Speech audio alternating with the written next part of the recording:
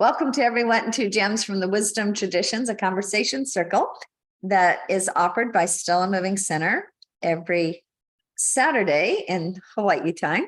And in it, we have been taking up this year different themes on the idea of becoming citizens of the future. We take our themes for each week from the Stella Moving Center Almanac that Mary just read the back cover of. The front cover looks like this.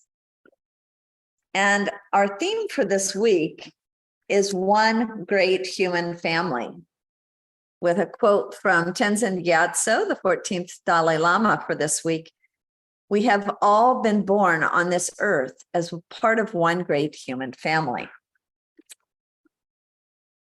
So when I was considering whom I should ask to talk on this theme of one great human family, it really is true, Sharon, that a huge influence in my life has been my mom. And I do believe that she's the one who really earliest instilled in me this idea of us being one great human family. Just even from something as simple as teaching me that we always want to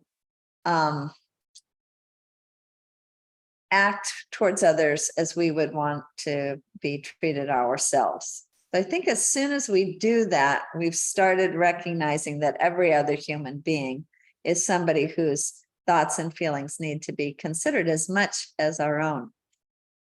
And from a very young age, I, through my parents, both my mom and my dad, I was introduced to ideas that let me know that I was part of a much greater circle of people than the ones that I could see immediately around myself.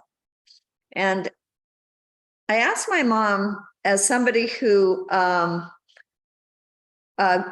was born during the Depression in 1933 and who went through World War II with two of her brothers fighting. They were fighting in the Pacific Theater. And then somebody who was around when the United Nations was created, and then somebody who actually introduced me to the United Nations when I asked, well, who's the like the king of the whole world or the queen of the whole world? Is because you said that the president is in charge of the United States. Well, who's in charge of the whole world? And she said, well, the Secretary General of the United Nations. So I lifted my aspirations in the world of, I up until that point, I had wanted to grow up to be an elevator operator because I liked that little feeling in my tummy of going, whoo. And I decided, well, if the person who, who can really take care of the most things in the world is the Secretary General of this thing called the UN, I guess that's what I should be. And so we are actually taking up this topic of one great human family today because the United Nations was founded in 1945, this week, actually tomorrow, June 25th. And so I'm going to ask my mom, Nancy Auker, to talk about what it was like growing up in a very, very provincial little village in Ohio of just 1,000 people, which I think tells us a story of many, many people throughout the world who don't yet have the idea of one great human family. And yet somehow by the time we got to my generation, she was able to convey that to me. So Mom, could you just tell us what it was like for you to awaken to this idea of being one great human family? And we're calling this the tradition of world peace, by the way.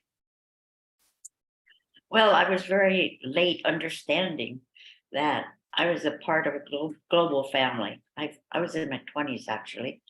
Um, Now I'm approaching my 90th birthday, and well, I'm one of the few people who remember the Second World War.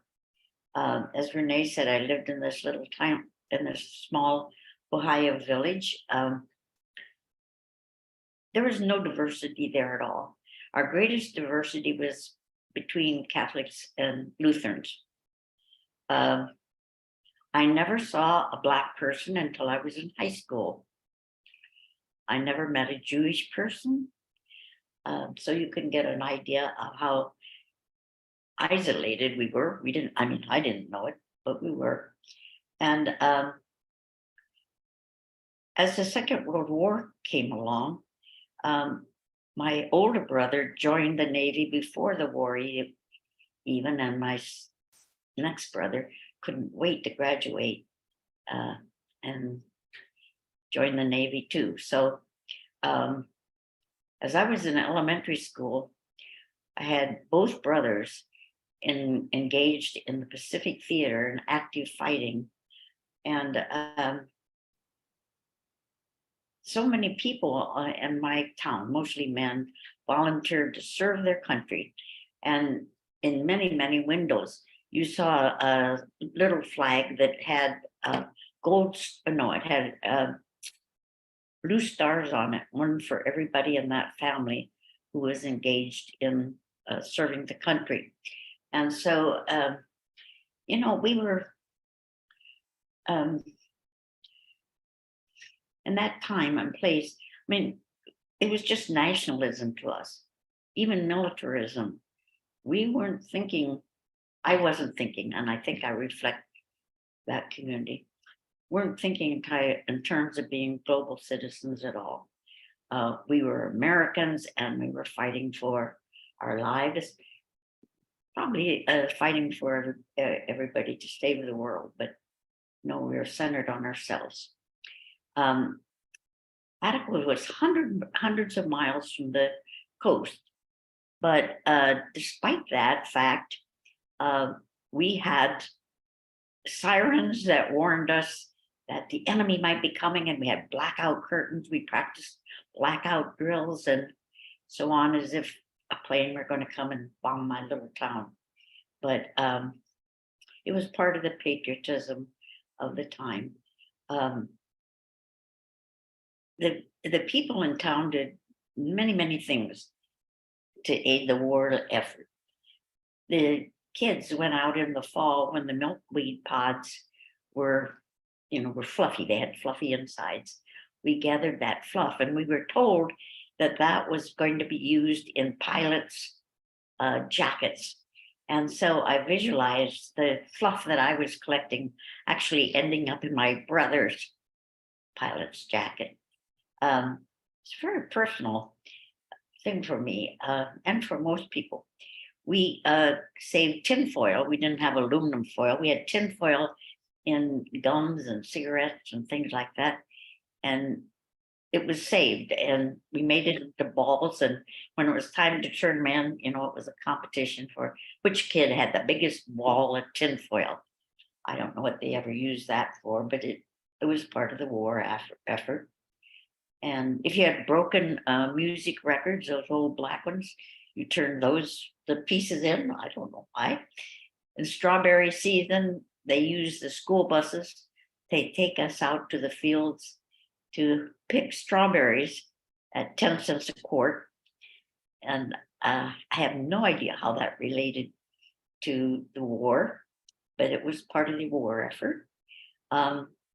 So all these things probably were just to increase our patriotism and our enthusiasm for this Second World War. Gasoline rationing and food rationing, stamps for meat and sugar and butter, things like that, probably had more reason for existing. And on every Friday at school, we took our 10 cents or 20 or 30 cents, whatever, and bought little stamps that put in stamp books until we had enough stamps to have a war bond. So anyway, that's pretty much the way it was for Second World War. We were very patriotic. Our music classes, we learned all the, the Navy hymn, the Army hymn, all of the hymns of the services, and it was great. We really, it had its fun aspects too. Now, the term that you have to teach somebody to hate. And if you think about a diverse group of children on a playground, they don't think, they just play together. They don't think about the diversity. It's only later when they're told or they understand from attitudes and so on about the fact that they're all different. And we learn to hate. They deliberately made us hate, particularly the Japanese. Now, I don't remember much about hating the Germans because we lived in a town where most of our ancestors are Germans. Besides, Germans looked like us. But the facial features of Asians, well, the cartoonists, could take those features and exaggerate them and even add buck teeth and so on to make a hateful looking character. So I really feel that we were taught to hate. Now, if you add to that fear, it makes it even worse because we were fearful because of all this going on. I would wake up nights and having run downstairs to my mom and dad's bed because I had nightmares about the house being surrounded and we would be taken or killed. So you take hate and fear, put those together, and it can have it can taint your adult life too. You might have a hard time getting over that kind of stereotype and hate. But we were beholden to a lot of farsighted people who didn't live in my town, especially Eleanor Roosevelt, because they had knowledge of the past, for instance, the League of Nations, and realized the reasons that didn't work and had ideas so that when the war was over, they would try to build some kind of a government that was called the United Nations. And as Renee said, that happened right after the war.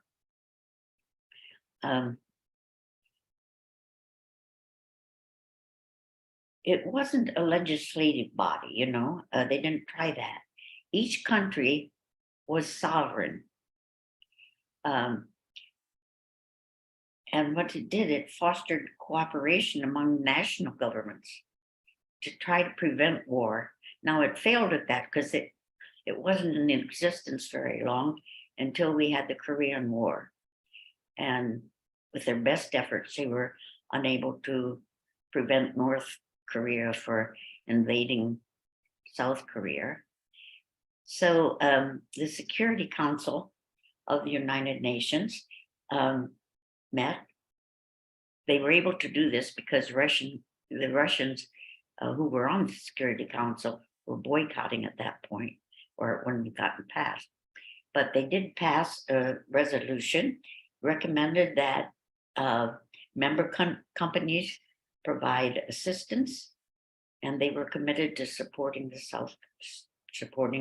South Korea. And but the war ended in an armistice in 1953. The United Nations continued and strengthened. The United Nations Declaration of Human Rights certainly was an important thing. They haven't been able to prevent, the wars we've had, Vietnam War and so on, almost continual wars. But nevertheless, they are, I think, very significant in making the world a more peaceful place than it might otherwise be. And there are many departments within the United Nations, if you look that up and see how many different ways they're working to provide a safer place for all of us to live in. You know, we started out with 51 nations who joined it in 45. Now there are 193. So from 51 to 193, most of the world is represented in that. And they're always working toward international justice and peace for all of us. Now, after that Korean War, my husband was in the army and we were sent to France.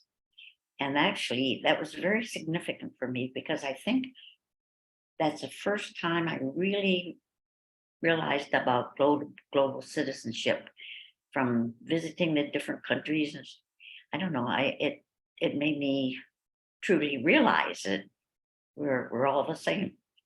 And then when we moved to California from New York and Ohio, we moved out here, particularly to Bay Area. I was in a group of people, you know, the people that I knew, the Unitarian Fellowship was very important to this. I'm not quite sure how I got involved in the United Nations or the World Federalist, but those three organizations in which we participated in became, you know, very important to us.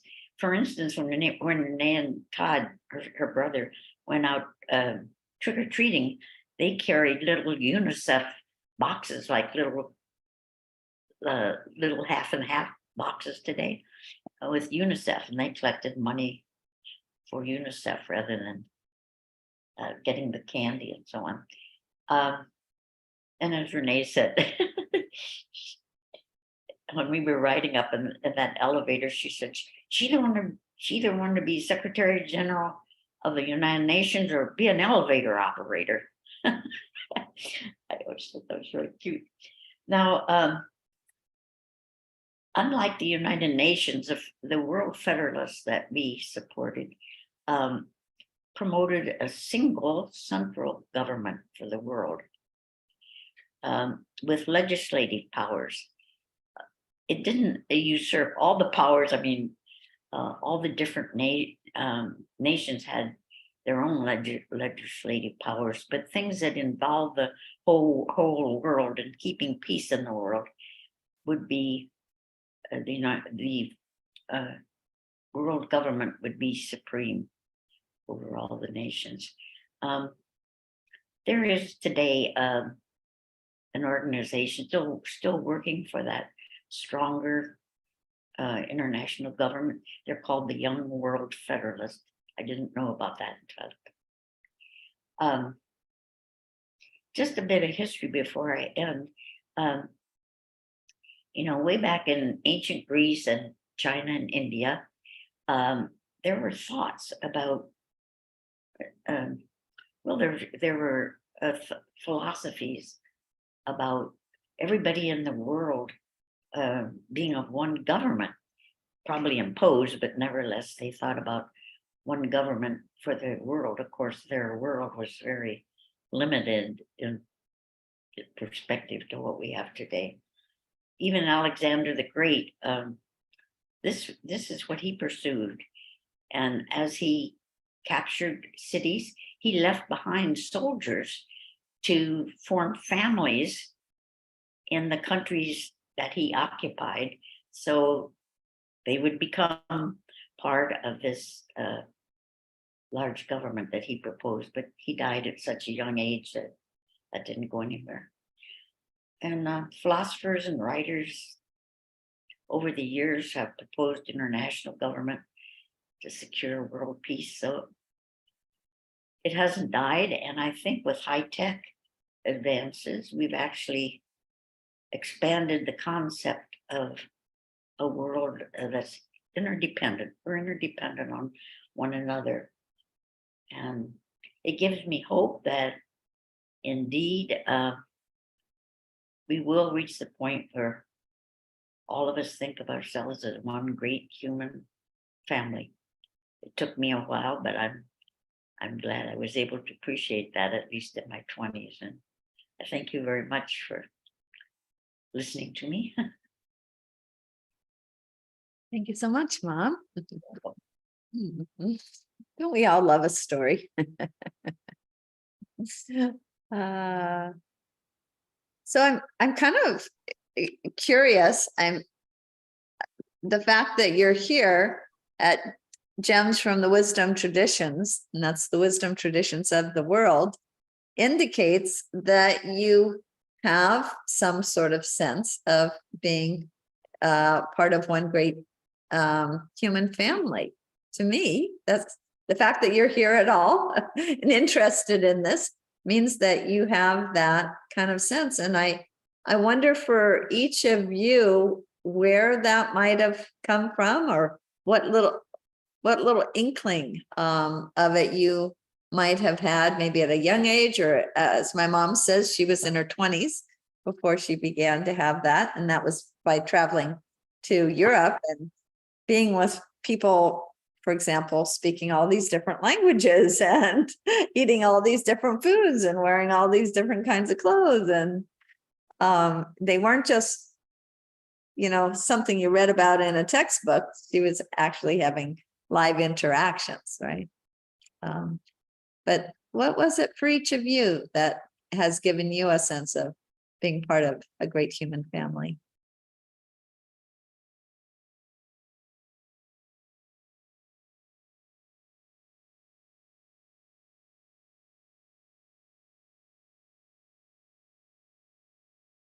Carol Ann and then Cliff?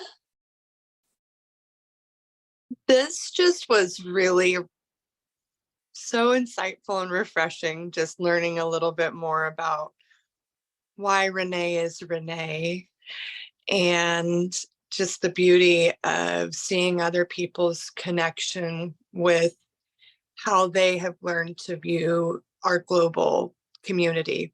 For me, it came through being a nurse and really greeting people at the bedside where they were, spiritually, emotionally, physically, and building my compassion around greeting people where they were and not by my beliefs about them from what I read on paper. So that's how I kind of learned that we are much bigger than the vehicle that inhabits us. And I'm grateful to all of this community that I get to enjoy on Saturday evenings. Much gratitude to you for coming today. Carol Ann, what you just said reminded me of a quote we had in last week's almanac from Maya Angelou. She says, perhaps travel cannot prevent bigotry, but by demonstrating that all peoples cry, laugh, eat, worry, and die, it can introduce the idea that if we try and understand each other, we may even become friends. And so it seems to me that you're having this experience of no matter what this person looks like on the outside, no matter how they speak, you got the same sense of them going through the same suffering, the same pain, being so relieved by the kind of love and care you could provide, that it began to make those connections. Am I hearing you right about that?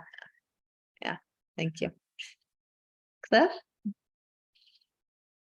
Well, just to answer your question, Renee, like a brief little story, but it kind of leads to a question I'd like to ask your mom, if that's all right. So actually my grandparents on my father's side, they actually had a wheat farm in Kenya. And when my grandmother was to sell the wheat farm in Kenya, she had to go to Kenya in order to finish the deal.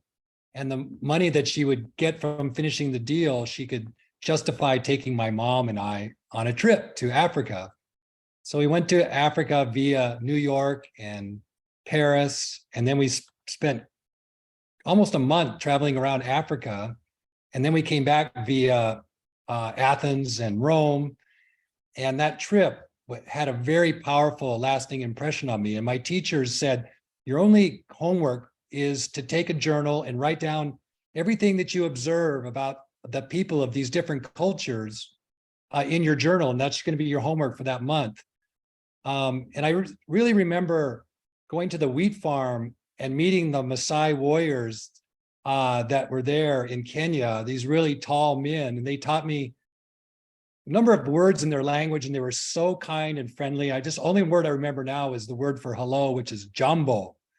And I would say that all the time to everybody I met in Kenya. But I was thinking, Nancy, that, patriotism, it seems like it's a knife that cuts both ways. It brings out the best in us, like love and courage and things like that. But it also can bring out the worst in us, like you were saying, hatred and fear. And I was wondering, like, the idea that from my experience of traveling, this whole idea of a student exchange program, maybe sponsored by the United Nations, where young children like myself get to experience other cultures and not live in a kind of a bubble. Because it seems to me that it's understanding that is the key element to being part of a global family of humanity. And how do we foster understanding? And especially as a teacher, maybe you have some thoughts on this idea of like student exchange globally, where there's this cross-pollination of appreciation for each other's cultures and so forth. Just a question. Yeah, I think it helps, as many of you live in very diverse cities, and the children have all kinds of experiences. And the playground is a very, very good place to learn that. I certainly didn't have the kind of experience you had, Cliff, nothing like that. But I think if you don't live in diversity, like I didn't, you may need to actually experience being with other types of people. I needed that before I don't remember in school, and I'm not saying it didn't happen, but I was a good student. I never remember any teacher at any point making me feel as if I were a citizen of the world. We had the weekly readers, a little school paper that came from the national source. And I'm sure it told us about the United Nations formation. I'm sure it must have covered some of this. I don't remember any of that because I don't think it was taught to me in any way that touched me, So, like somebody else said, reading isn't necessarily enough. You need to experience other kinds of people. I think that's the best way. And those exchange programs are wonderful. I think that's great. Mary, and then Joy. Thank you, Nancy, and you, Renee. Thank you, and happy anniversary, Renee and Cliff. We were thinking of you. It was very different, my experience growing up. Here in Hawaii, we had the military who took over. We had the Hawaiians, we had Japanese, Chinese, we had a lot of different cultures.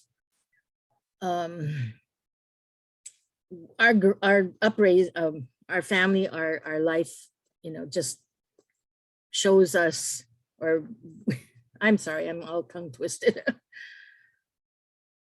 What we learn as children is how we end up being as adults. Putting in travel is the best education anyone can ever have. I don't recall, well, actually, yeah, I do, being put down because I was told I had dyslexia as a child, and I still have it, but I was told I was lazy, I was stupid, because that was not something that anybody knew about. And it wasn't until I was older and found out things and go, okay, well, that's fine. I never felt bad about it. I said, okay, tough, that's your impression of me. But there's, I'm just happy to be in the world as it is now, that I get information and I'm exposed to other people, other cultures, because when you were talking about World War II, I was thinking of South Pacific, and you have to be taught to hate and fear. But you also can learn that we're all the same. I think of, if you cut a Chinese man, you cut a Black person, you cut a white person, we all bleed red. And that was something that I always thought about. We're maybe different on the outside, but on the inside, we are all the same. Amen. Thank you, Mary. In Singapore, where Ed and I grew up, and all our folks grew up. We all grew up in Singapore, and I was born in 1966, and Singapore gained independence from Malaysia in 1965. So we had this, and before that, we were colonized by the British. So we had a bit of a, lots of things going on during that time. And our first Prime Minister, Lee Kuan Yew, was a very man with incredible vision. And he was also I think he was very enlightened, because he saw what was going on in Malaysia, he saw what was going around in the region. And then when he set up Singapore, he said, you know what? It doesn't matter what color you are, or where you're from, or your religion. The moment you come and you're born in Singapore, or you make your home in Singapore, you're all Singaporeans. There's no such thing as an Irish Singaporean, or Irishman, or you're Malaysian, you're all or Malay, or you're Chinese. You're all Singaporean. So you don't address a Chinese ethnicity person as a Chinese, you address them as a Singaporean. He said it was very important that everybody was seen belonging. So when he set up these things called HDBs, which is government housing, which 95% of Singaporeans live to this day, and it still stands to this day. He says the rule is that you cannot have a housing development with primarily Chinese. It has to, Chinese Singaporeans, it has to have a quota of Malay, Chinese, Indians, whoever. There needs to be a nice mix, because they wanted everyone to grow up harmoniously and not identify with the ethnicity. See what I mean? So that's how I grew up. When I grew up, I think the moment I was a little and I was more aware, I didn't see color. I just saw people and people I could play with. So that was very refreshing. And I think that's a reason why I love Hawaii so much too. Because when I go to Hawaii, I'm like, hello, everybody's different color. I love that. And yeah, so I think, I got a really good start in life. I never really saw people differently at all, ever. So I think that was a gift that I got from a very young age. Yeah, you're coming into the world at the same time that Singapore did. Yeah, you got a very idealistic upbringing. How wonderful. Sharon, do you have anything you'd like to share with us? Yes, I was thinking about your mom, because my dad belonged to the 100 Battalion, and he's in Montalani now. And I had just come back from Italy, being there 6 weeks. The Italians, I think, appreciate the fact that the Japanese Americans from Hawaii, especially most of them came from Hawaii, helped to,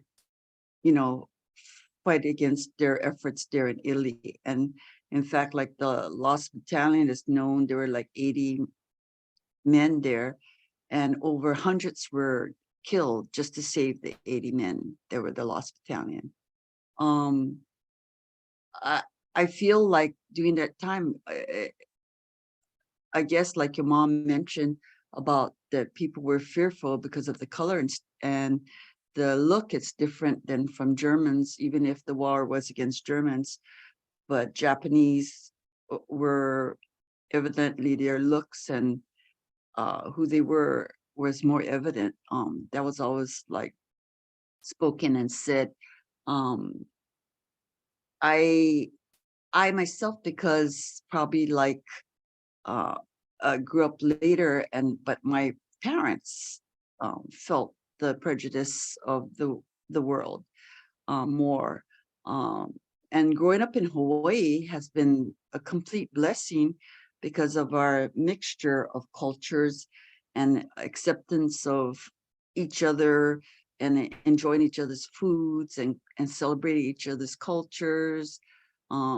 Like at the bone dances now, it's Japanese origin, but there's many other races that love going there. I think that we're very fortunate. I feel very fortunate to have been brought up here. But I also realized that sometimes communities become fearful for whatever reason that they have. And in Italy, the 100%, we had a gathering with the Friends of Italy of Hawaii, and they came and they just lorded over the man that had been in Italy to help, Italy to be freed from of World War II. And they just couldn't believe, because he was 99 years old, he could speak a little Italian and he still remembered, and they just loved him. And they remembered the efforts of the Hawaii men that came into Italy. I think I'm of a different generation that didn't feel all that prejudice, I believe. Not as much as maybe my parents did. And makes me luckier, probably like Joy herself. But I also hope and believe that we would go forward in that direction. It's hard to say because the world has evolved, but people also have their own, how they look at thinking. I mean, I hate to bring up politics, but they support Trump and that kind of mentality, and makes me fearful that there's a huge group of humans that still believe in, that kind of thinking. When I heard my mom's story and realized how for her, all there really were the people that she was close to. I mean, the rest of the human race didn't really have a sense of reality because she hadn't met them, right? And I feel as if that very parochial way of thinking in many cases is just based on lack of experience. And I really love thinking about George W. Bush's, I don't remember what position he held in the administration, but he was very, very right-wing, staunch, what we would have called a WASP, white Anglo-Saxon Protestant kind of guy.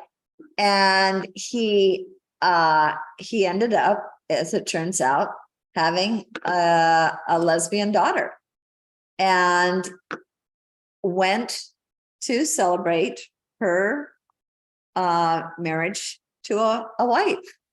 And I just think what a brave thing that was for him to do, and how just that experience of being exposed to two people in a loving relationship that wasn't like anything I would imagine that he would have thought was okay in the past, but just exposure, it does something to the heart. We say that you can't ever change anybody through the mind. Really, we can affect a change through the heart. And so several of you have mentioned travel as being something that has been really important in terms of affecting the heart, but coming into direct contact with people very different from oneself. And so I like to think that a lot of this fearful kind of politics that we find, not just in this country, it's happening in many countries around the world, has to do with people who have small-minded thinking. In many cases, I think involved with small experience, or not being open at least to the more the broader kinds of experiences that they could have that would open up their hearts. Just a thought. Truth, do you have anything that you'd like to share with us? And I'm going to call on Lexi too. You two and Carol Ann are some of the younger people of our group, so we'd love to hear your experience. Sure. I'm 47 now. I was born in 75.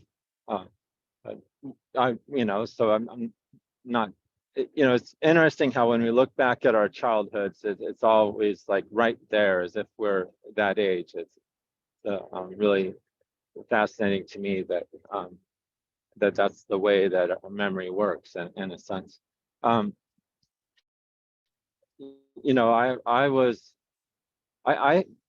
father and mother, they really isolated because we just didn't interact with a lot of other children until certain time, because my father, for unsaid reasons, outside of daycare or school that we went to sometimes, that wasn't really a thing. And so my first experiences with other children were like, well, my parents were hippies, so we didn't wear shoes and our hair was really long. And so I remember meeting some children at I don't know where it was, but anyways, I tried to befriend them, my first attempt to befriend strangers, and they laughed at me because of the way I looked. And so anyways, I had that sort of experience the first few encounters with other kids. But I think it's the role of the mother, in a sense, that is a really good frame of reference, that when the mother still cares, and it kind of reinforces the sense of strength within a child, where they're not afraid of future encounters. So I think that's one of the reasons I never really adopted the attitudes of one of my family members, who was very prejudiced and tried to teach me to be prejudiced. And it's I don't know, when I was 5 years old, we got away from my father, and my mother started taking me to my stepfather's philosophy classes, and he used to give illustrations about how when a coach teaches someone how to play sports, one of the biggest things they have to do is unteach all the wrong things before someone can get good at the sport. So I was taught logic in a kind of like a really easy to understand way, that you need to start out with the right premises and go from there. So I was kind of like always questioned some of the information that I was given about the outside world, so to speak. And I never assumed that any of that was true. So I think that's what was most helpful to me. And then my mother put us in this school called the Open Classroom, which really wasn't very good for education in terms of getting, passing grades and all that. The textbooks were kept up on the shelf and brought down about once a week, but we did a lot of arts and crafts, and things that I think really mattered, like, field trips and, we went to, we were really exposed, kind of like a hippie school in a way. We had a lot of parent participation. It's really hard to say why I never adopted the sort of xenophobic view, or it's just, I guess there was just healthy reinforcement after some traumatic experiences, that I had my mother who was a really good influence as far as a frame of reference. She cared about other people. She didn't say much, but she cared, and she had lots of reasons to be bitter if she wanted to, but she wasn't. And then I Good. think all the people I was exposed to, and it helped. Well, thank you so much. Wow. That's a very different upbringing than my mom got, wasn't it? Let's see. Lexi, I know that you're serving as somebody who's backing us up, but do you mind coming out from behind the screen and letting us know if you had any experiences that led you to that idea that we're part of a greater human family? Yes. So I grew up in a very small town in Eastern Washington, and it was not diverse there at all. And I didn't travel growing up at all. So that was all I knew. And then I went to college in Western Washington, which is very different. If you're familiar with Washington, Eastern Washington is very different, has very different beliefs than Western Washington. And it just opened up a whole new world for me. And then since then, I've lived in Las Vegas and Hawaii. And I just think the amount of growth that happens through traveling and through meeting other people is just tremendous. And I think about people, a lot of people in small towns, they don't leave their town. And I'm not saying they should move, but I think there is a lot to providing travel opportunities and, having children meet different people. So yeah, that's been my experience. So I'm very grateful that I did get out of my town and have had many opportunities. Sounds like yours started about the same time my mom did. Yes. Oh, yeah. How about if we can call on Jessica and then Carolyn? Jessica comes from an interesting background in terms of the kind of people who are part of your bloodstream, right? As you can see, I just got back. I turned 70 on Monday, and I just got back from, I always wanted to be an archaeologist since I was a little kid, and I'm Native American, and we didn't know who we were because nobody said we were Native American. My mother's was Mexican, and she didn't want to be Mexican, and my grandmother, who was taken into the family after she learned not her language, her mother died. And I don't know what, I'm really tired. I just got back from South America. So talk about emerging in cultures. But since I was like 10 years old, I wanted to be an archaeologist because I didn't know who I was. People thought I was Tahitian, and I would tell them I'm Caucasoid Mongoloid because I wanted to be an archaeologist and a scientist until I went to Santa Barbara City College, which Renee knows, and it was so scientific, and I became a preschool teacher. But I just got back from South America, so I always wanted to go to Easter Island, Rapa Nui, and I just decided to do what I wanted to do. I'm turning 70, and I just said I'm going to go. And I went to Machu Picchu too, but going and immersing myself with people again. I've been all over Asia, from India to Nepal, and I went solo. And it was 2 weeks I only went for, but it was very fascinating, and I love people. I mean, I remember kids in Cambodia after Pol Pot died, and they wanted English classes, and they'd go into the forest and they just in the jungle and they just make toys. And I need this for myself to get back to what I really am, and to go back to Hawaii and be a teacher again, and to immerse myself, and to feel life is beautiful. No matter what my upbringing is, my mom wanting me, because I have a white surname, Kuiper's my last name, I'm Pennsylvania Dutch from that, but not knowing who you are, and I was born in 1953. And my brothers look so different. My dad always would tease me and say, we're going to take you back to the reservation.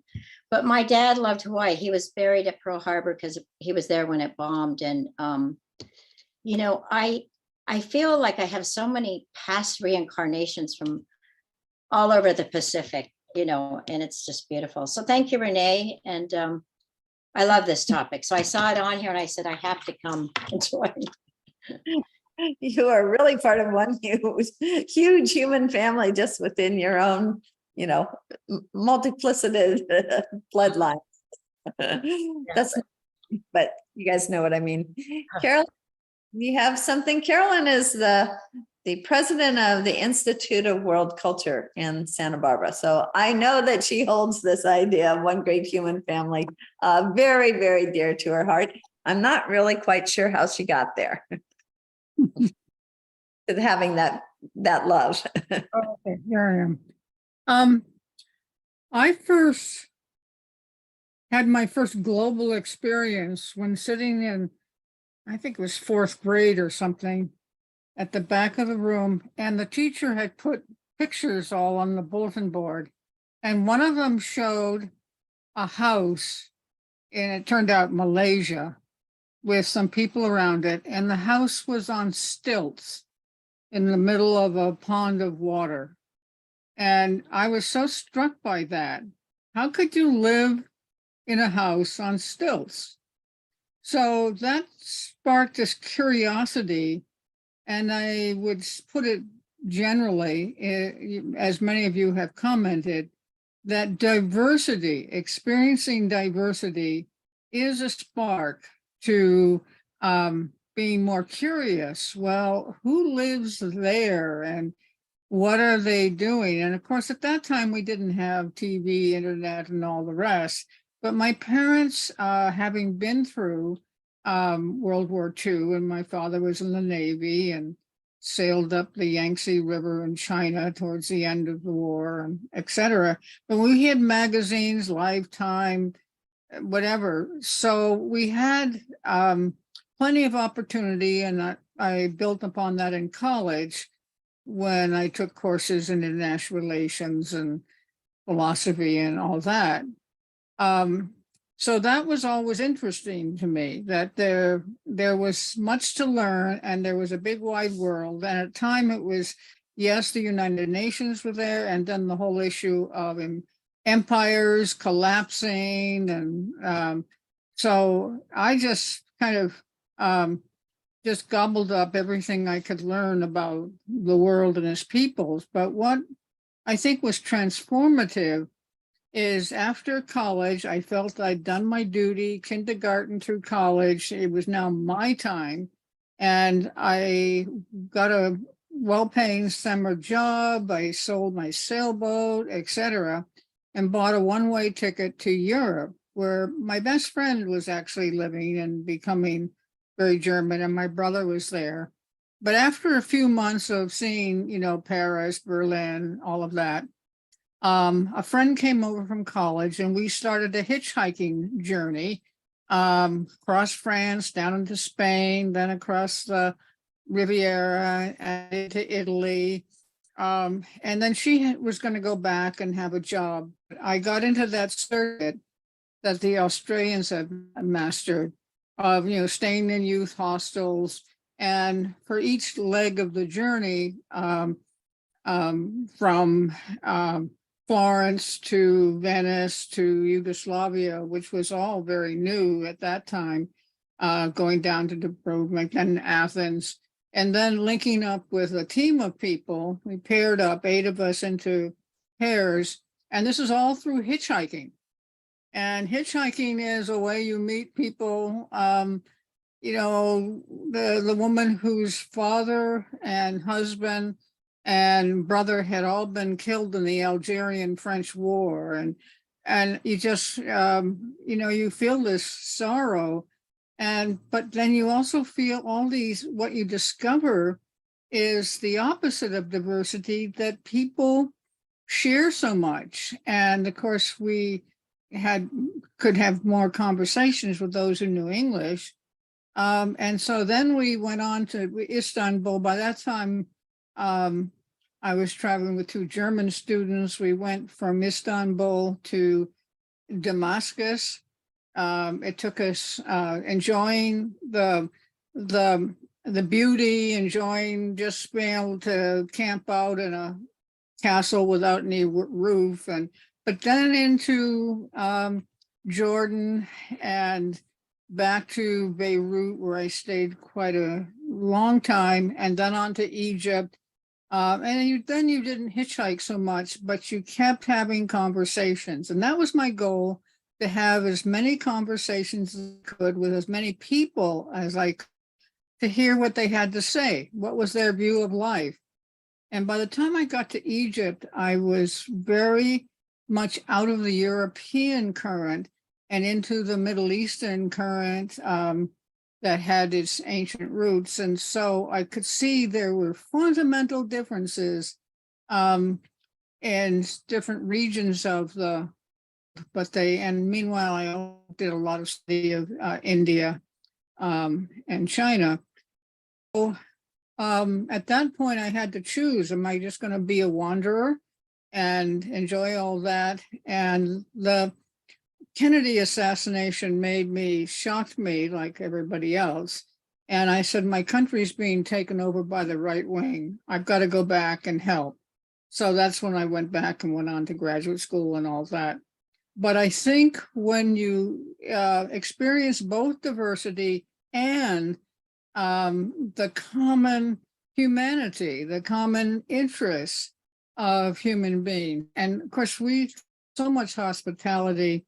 We stayed with a Syrian family, and after they would take us over to their relatives, we sit in the porch and just chat away and have lunch, and then go down to the market and then do this.